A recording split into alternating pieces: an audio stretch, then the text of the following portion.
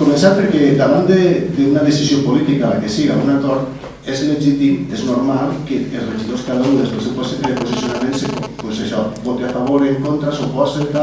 i defensa el seu posicionament, la seva veritat, entre cometes, per la manera que l'ordenament jurídic preveu, ja sigui l'ordenament municipal o ja sigui l'ordenament jurídic. I això és així, no solament és legal, sinó que és legítim i crec que ho hem de reconèixer. Fins i tot podem entendre que de vegades per despertar a la gent de la somnolència que els grups pateixen moltes vegades o els governs, les comissions i tal, algú adopta algun mètode que no sempre segueix la norma, una espècie de palmada en una taula per a despertar-nos. Se pot entendre en determinades situacions, però sens dubte, a més, el pitjor de tot és que n'hi ha gent que veu en bons ulls aquesta manera de fer política que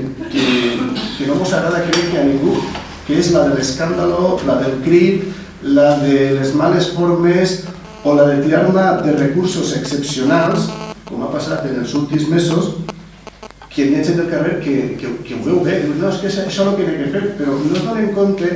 que al final s'està causant un dany molt important a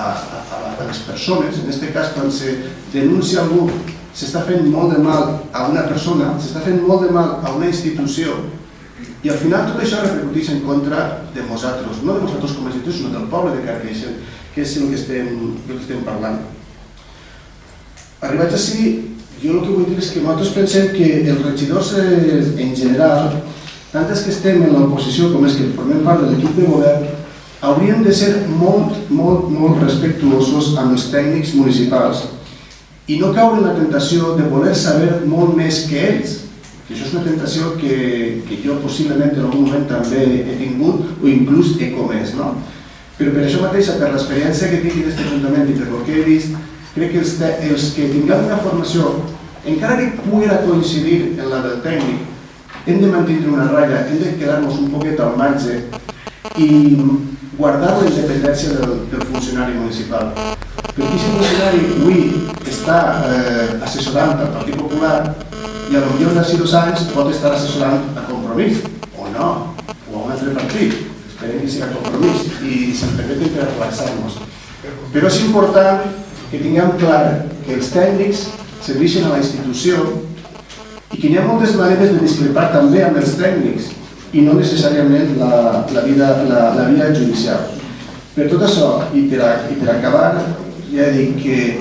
anem molt en cuidado en les formes que utilitzem a l'hora de criticar els polítics, perquè moltes vegades apuntem a un polític però en el fons estem disparant-li a un tècnic. I això és el que no és acceptable. Si tenim una crítica a un polític, fem-li-la al polític. Si tenim que anar contra el polític, anem contra el polític i per les vies que toquen. Però no agarrem els tècnics pel mig, en l'excusa del polític agarrem els tècnics. Ara, com he dit al principi, cada un és molt lliure per fer el que crega. És legítim, nosaltres no compartim moltes de les actuacions que últimament hem presenciat en aquest Ajuntament, però cada un és responsable de les coses que fa.